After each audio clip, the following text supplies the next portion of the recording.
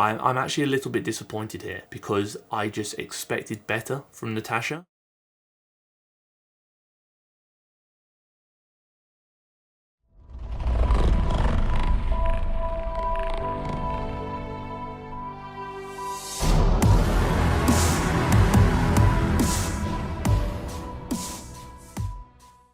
I feel like this jumper is actually covered in dog hair because I went to my mum's house earlier and that's where, you know, T-Ruff, the pupster, is. He's quite a big boy actually. I will show you a picture probably on screen now of how large he is. You know the kid at school that hits puberty before the other kids and has that big initial growth spurt? They get a lot like physically taller than a lot of the other kids, but they don't realise how much bigger they are. That's Truffle, basically. So he obviously had his growth spurt, he got big boy, and now he climbs on you like he's still a little puppy. When he's not a little puppy, he's actually quite a big puppy. But we encourage it and we love him unconditionally. The video is, I was gonna say the video is done. The video is definitely not done. The video is about to start.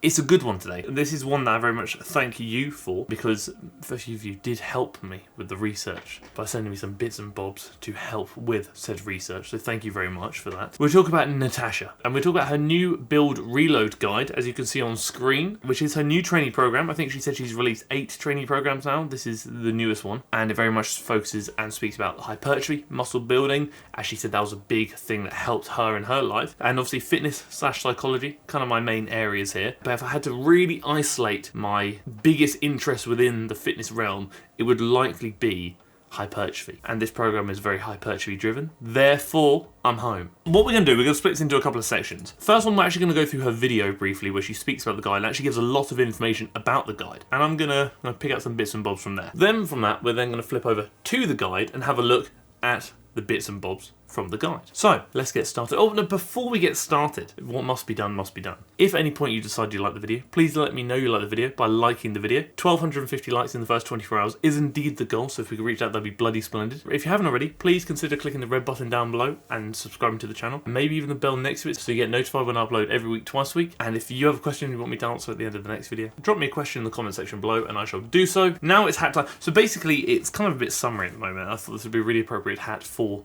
kind of summer, and also because I kind of got a bit of a thing for the bucket hats at the moment.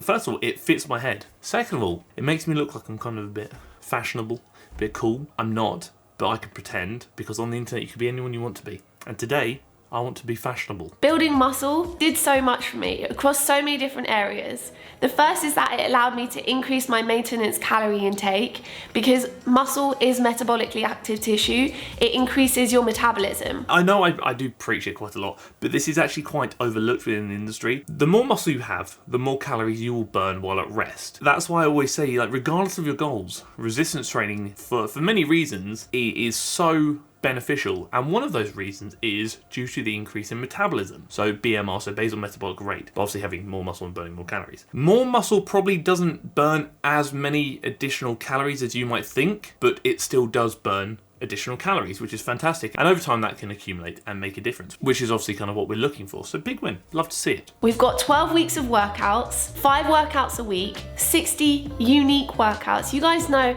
I keep it unique, but I'm not about repeating my workouts, okay? My copy paste skills aren't there. When a workout is targeted towards like muscle building and that kind of aspect of resistance training, the big thing you must consider, or one of the big things anyway, is going to be progressive overload. So essentially with progressive overload, you then have to essentially do more each week. And to do more, you have to repeat movements. So when Natacha says that she does 60 different workouts throughout this program, again, I have not seen the whole program. I've actually only seen bits of it. Like I've seen a full week and other bits and bobs. It does imply that the workout will change every week, which means, wait for it, Tiff, now bingo is about to pop up. How are you going to progressively overload that? To build some muscle, sure, you don't have to do the same workouts every week, but not doing so will limit how much muscle you are able to build. So again, this is very much looks at like optimizing hypertrophy. And when I obviously say hypertrophy, I mean the building of muscle. I get it's more exciting, it's more enjoyable, all those bits and bobs, but if you are really kind of serious about building some muscle, I'm not saying you want to be a bodybuilder or anything, you just essentially want to kind of get the most bang for your buck in your 12-week period of a guide perhaps. I would very much expect to do different workouts throughout the week, but repeat those those workouts each week. No repeat workouts aren't necessarily ideal for making the gains, you know? See, what I would personally do here is, it's great that you're kind of training each muscle group at least twice a week, because here alone is twice a week. But what I would kind of personally do is I'd probably split these out a bit more, because if you're going upper, lower than full body, it's a bit close together. But that being said, I think there may be a rest after day 3. If there's not, I would certainly maybe go 1, 2, 3, rest, 4, 5, rest, because then you are getting some rest between lower body and full body, and obviously plenty of rest between upper body and full body, depending on your ability to recover, obviously. When looking at like optimizing hypertrophy, again, you typically want to try and train each muscle group at least twice a week, whereas like smaller muscles like the delts, the biceps, for example, you could probably justify actually training more frequently because they'll recover a bit faster, but probably with less volume. So let's say 2 to 4 times a week perhaps. But again, this also very much comes down to your ability to recover, and that's very much dependent on the person. It's nice to actually also include how long each workout should probably take. I think realistically, I think 60 minutes is very fair for a lot of people. Again, when looking at optimizing hypertrophy, I wouldn't necessarily put a time limit on a workout because that very much depends on recovery, which then also goes into rest, etc, etc. But I understand that a lot of people do like to know roughly how long the workout's going to take so they can plan their day around said workout. You have to make the program work for you. If 4 workouts plus 1 optional workout per week doesn't work for you, that's fine. Yeah, I think that's a great message there, is that at the end of the day, you need to make it work for you. It's all well and good somebody creating like a program saying do this 5 days a week, whatever it may be. But if you can't train 5 days a week for whatever reason, life commitments, work commitments, family commitments, so many things, then 5 days a week won't work for you. Therefore, you must adapt it and alter it for you, your body, and what's best for you. Whatever you can remain most consistent with. Please protect at least 2 rest days a week. These workouts are designed to push you. I need the best of you. Couldn't agree more, honestly. Rest days, very important. Without rest, you won't recover. Without recovery, you won't perform. Without performance, you won't progress. And without progression, you won't reach your goals. On your rest day, it doesn't mean you've got to do nothing. You could do a bit of cardio if you want to. You could go for a nice, long, brisk, leisurely walk. You can treat it like active recovery. It's just something that isn't necessarily resistance training intensive and strenuous. Just something that just makes you happy, enhances your life, and aids your recovery. Don't neglect the importance of resting. We want to protect you. That's going to help. Don't want to get hurt. Trust me, as a man who's been injured many times in the past, it's not a fun time. Actually, in fact, I would say it's actually a very bad time. I'm going to mute Natacha now, and we're going to talk about the actual training program of this sample day. So the walking lunge, fantastic movement, I do love it. I do always question the effectiveness of something like this where the dumbbell is up here on one side. Does the anterior loaded nature of this movement make it any better, or would a normal lunge be just as effective, maybe even more effective? 1.5 rep reverse lunges, solid movement, I respect it. 1.5 reps, again, sure, can do if you want, but the big thing here is I don't know if I personally would do 2 lunge variations in one workout. I'll tell you what I do like there is, if you see there, she's got an alternative. I do really appreciate and respect that Natacha has included an alternative here. Really helpful. A lot of love for that, I respect it. The cable front squat. So the front squat is a movement I've spoken about many times before, and I've essentially stated that for quad hypertrophy, it's probably not optimal, probably not the best, because due to the anterior loaded nature of the movement, and by anterior loaded I mean the load is in front of you, other areas and other muscle groups are likely going to fail before your quads do. When doing the movement like this for the quads, you probably want the target musculature, being the quads, to fail first. So your shoulders may give out first, your arms may give out first. So again, for that reason, it's probably not the best inclusion for hypertrophy, but it does have a time and a place for other purposes. So cable pull-throughs, interesting movement. A lot of people have actually asked me about this movement a few times before, and we're going to talk about it very quickly. When looking at like the posterior chain, so let's consider the hamstrings and the glutes specifically, the cable pull-through is likely one I would not include in a workout for the purpose of hypertrophy, especially as like a working movement. And although it is a hip hinge movement, which we do like a hip hinge variation, an RDL is going to be far superior to this. The big thing here that's going to limit your ability to essentially take this movement effectively to failure and limit your ability to shift sufficient weight is going to be stability. By the time you load it heavy enough to actually really do what it needs to do, that cable is going to yeet you back into the cable, and stability is going to give out far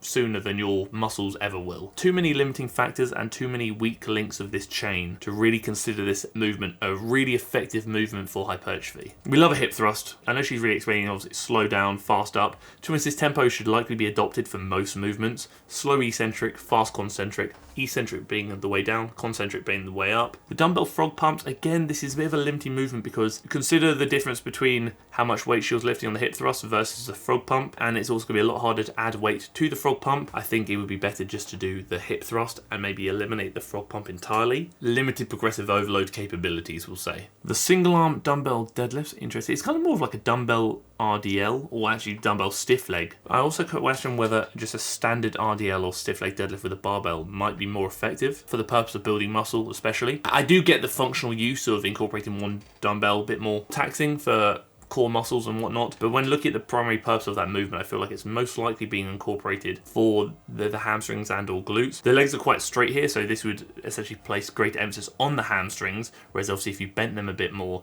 it would then place a bit more emphasis on the glutes. Considering that's likely the intended purpose of this movement for hamstring hypertrophy, I would probably stick to doing either a two-hand dumbbell RDL, or personally preference, I would probably stick to a barbell. So the TRX bull hamstring curl, the question that comes into it here, is this curl included for functional purposes, in which case you kind of question how functional doing the curl on a TRX or a bull is compared to using a machine, or is it there for hypertrophy purposes? Either one of them, arguably, I would still say I'd likely incorporate a machine variant, and considering we've done a stiff leg deadlift previously, so working the muscle in the more lengthened position, being the hamstrings there, I would likely actually include a lying leg curl variation instead of a seated leg curl variation to then work the muscles in the shortened position, so you're getting lengthened and shortened. It does also seem there's a lot of exercises in there, maybe excessive volume, which is definitely something to consider, especially if you're training the muscle groups at least twice a week, with only, it seems, 48 hours between your lower body day and your full body day. But that's kind of the main meat of the video itself. Now we're going to have a look at the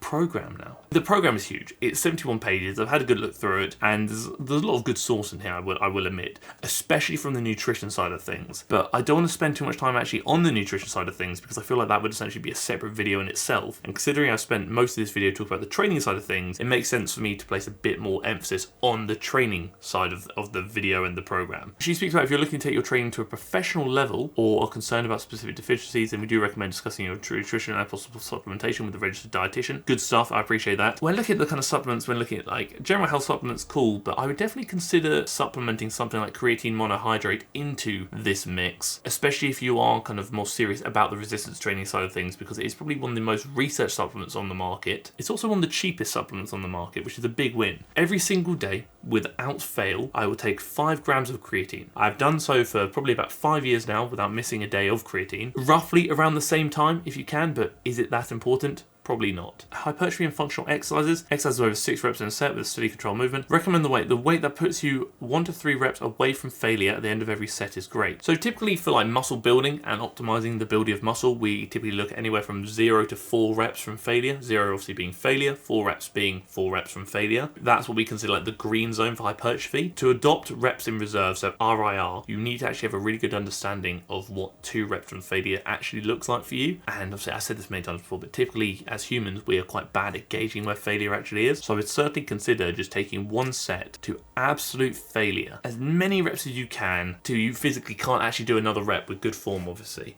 Prioritize technique. And let's say you get 12 reps, then your 2 RIR will be 10, and now you have a better idea of where failure actually is. Rest periods is an interesting one. The big thing I want to point out here is recommended rest time for hypertrophy and functional exercises around 60 to 90 seconds. I don't think it's wise to link hypertrophy and functional exercises together. For functional exercises, sure, I guess you could rest for 60 to 90 seconds if you want to, but when looking at hypertrophy, typically we'd look for about 2 to 5 minutes, maybe even actually 3 to 5 minutes rest, but essentially you rest for as long as you need to rest to enable that you have the best chance to then essentially match or get as close to matching your performance in the previous set, especially if you are training with sufficient intensity, which we know is crucial for hypertrophy. I mean, you can optimize things as much as you want to, but if your intensity is falling behind and you're slacking with the intensity, that is going to greatly hinder your ability to progress and make those gains. Another thing here is like rep ranges. She speaks about obviously strength exercises, 6 reps or fewer, hypertrophy exercises over 6 reps in a set. When you're doing hypertrophy training, you essentially do want to get stronger to then progressively overload. Fantastic. When you're doing strength training, we know that a bigger muscle has the potential to be a stronger muscle, but when considering the hypertrophy rep range, that rep range for hypertrophy is anywhere from 5 to 30 reps. Good stuff here. Don't be afraid to take longer if a set has put you really out of breath. Good stuff. I rate that. Progressive overload, let's have a look. So essentially progressive overload is just doing more and more as often as you can, so each week typically. But again, you will not be able to progress every week, but you can certainly chase that goal. If you can't progress for a certain period of time, something may need to change, be that dietary changes, recovery changes, sleep, whatever, exercise programming changes, whatever it may be. Increasing the weight, yep, definitely a big shout. That's definitely it. Increasing the volume, yep, definitely a way of progressively overloading. Change the tempo of your reps. Technically, yes, but I would typically keep my tempo relatively consistent, which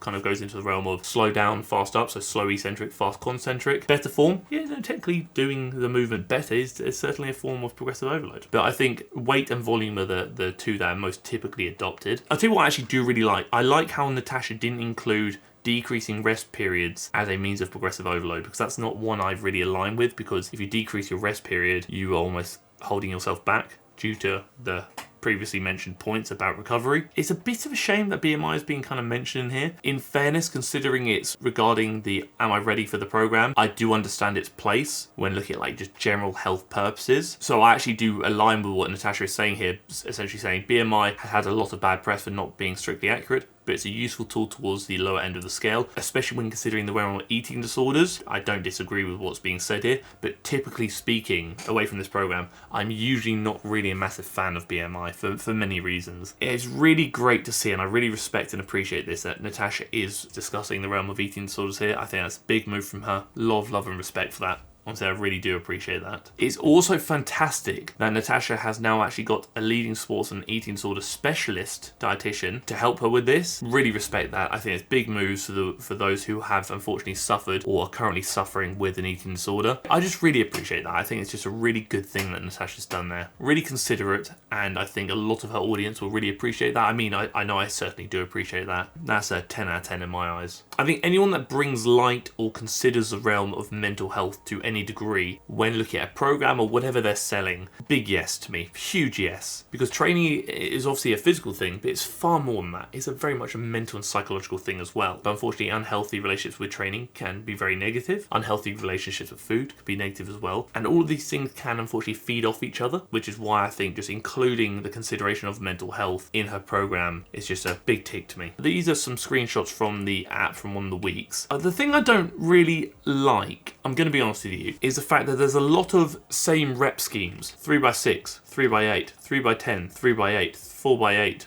3x10. Not even really a range. I would much prefer a range of, let's say, 8 to 12. 6 to 10, something along those lines. Because let's say you're looking at going 2 reps in reserve on all the sets. You get 2 reps in reserve on the first set. The second set's likely not going to be 2 reps in reserve because fatigue's kicked in a bit. The third set's also likely not. The fourth set's also likely not. Also, please remember, this is a rep target. It's not a rep limit. If you do a set of 8 and it's way too easy, if you're not in that kind of green zone of 0 to 4 reps in reserve, I treat it like a warm-up set, essentially. And this is obviously the workout we saw earlier on the video. And again, it does highlight quite a lot of volume in here. But again, that is obviously considering hypertrophy as the primary goal, which I know one of her primary goals of this program is hypertrophy, which is why I feel like I can speak about it. Dumbbell lateral raises, good movement, I'm a fan. Prefer it with the cable personally, but still dumbbell lateral raise is fine. Inverted row, again, it depends what you're looking at biasing there. For the lats, it's probably not the best, maybe a bit more upper back, but again, it very much depends on the upper arm angle, hand positioning, all sorts. Obviously, I don't want to show too much as this is merely for review purposes. I don't want to overstep the mark, but hopefully just my kind of brief, I say brief, it's probably been about 20 minutes,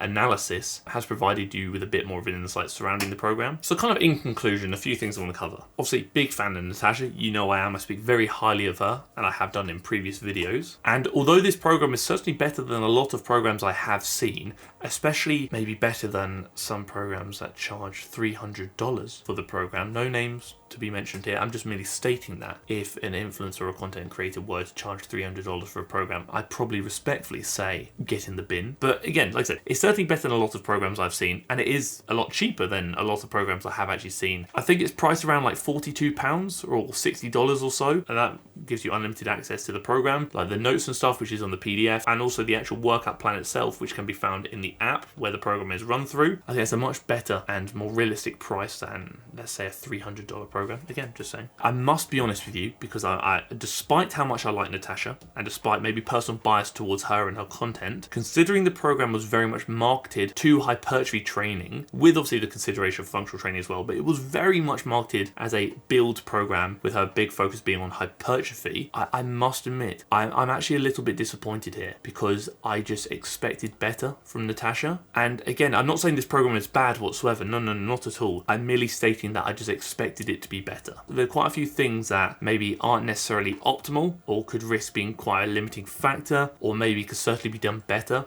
And that comes into exercise selection, that comes into the no repeat workouts, that also looks at rest periods. Quite a few things to consider, although make the program look a bit cooler and maybe a bit more marketable. When it comes to results, I do think these inclusions are actually going to hinder the consumer's ability to get the most bang for their buck and essentially milk the gains, we'll say, and limit progression to some degree. So essentially very much pros and cons. Would I consider investing in it personally? I think if you feel it aligns with your goals and you like the look of it and you feel you could remain consistent with it, I say, you know what, you do what's best for you. Let's just isolate the hypertrophy aspect of things, which, as I've stated, is very much what she was marketing it for. It's maybe not a workout program I would invest in personally if I were to look at optimizing hypertrophy, but if a big consideration for you alongside hypertrophy is also just fun, changing up your workouts and maybe just a bit more exciting, keeping things fresh, because maybe motivation isn't 10 out of 10 at the moment, or whatever it may be, then sure, it's definitely a consideration. I've definitely seen a lot worse programs for a lot more money. Again, these are just my thoughts and opinions. You don't have to agree with everything I say. You don't actually have to agree with anything I say. In fact, you may very much disagree with what I'm saying. Nonetheless, you must form your own opinion and you must do what's best for you. If you think this is worth it, I fully support you getting it, because again, if you can remain consistent with it and you enjoy it, big win, because enjoyment is a huge factor many people overlook when considering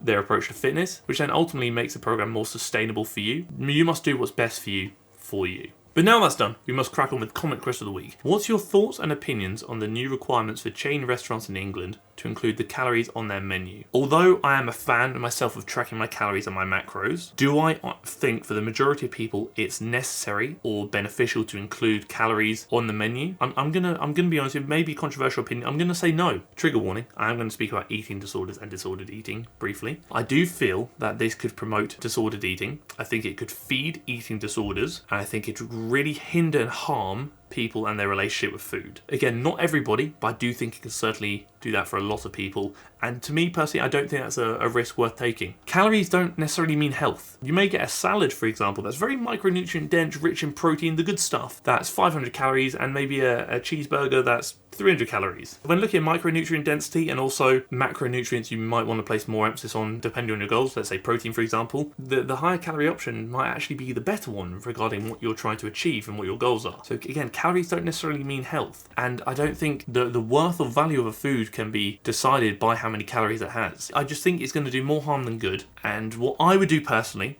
is bin off the calories on the menu entirely, not have it there. But for those who wish to know more about the calorie intake, they're able to ask a member of staff and maybe request a sheet with the calories on it, or maybe they could use MyFitnessPal if they already track their food and could gauge calories that way. But I don't think putting them on the menu and in your face is going to help people. Give people the option to know the calories if they want to, but don't force them to. But also maybe spend and invest more time and money into educating people rather than forcing calories into their face. It's just not going to help the mental health of the population. But again, like I said, those are merely my thoughts and opinions, and I'd love to hear yours down below in the comment section. Like I said at the start of the video, 1250 likes on the video is the goal, so if we could reach that in the first 24 hours, that'd be bloody splendid. But actually, I would say borderline bloody stupendous, and I would very much appreciate it. If you haven't already, please do consider clicking the red button down below to subscribe to the channel, and maybe even the bell next to it so you get notified when I upload every week, twice a week. If you too have a question you want me to answer at the end of the next video, drop it down below in the comment section for comment question of the week, and I shall do so. Thank you for tolerating me. Thank you for tolerating my excessive waffle and definitely excessive ramble.